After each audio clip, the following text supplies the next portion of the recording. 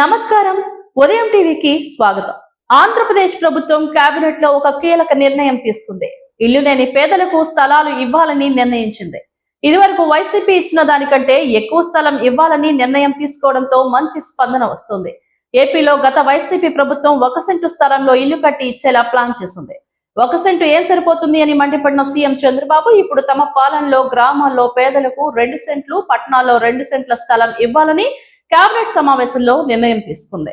అందువల్ల కాస్త పెద్ద ఇల్లు కట్టుకునే వీలు కలుగనుంది. ఇళ్ల నిర్మాణం విషయంలో ప్రధానమంత్రి ఆవాస్ యోజన పథకం ఉపయోగపడుతుంది. అందువల్ల పేదల సొంతింటి కల నెరవేరడం తేలికవుతుంది. ఏపీలో కూటమి ప్రభుత్వం వచ్చి 7 నెలలు అయిపోయింది. ఇప్పటి వరకు ఎవరూ ఇళ్లు పొందలేదు.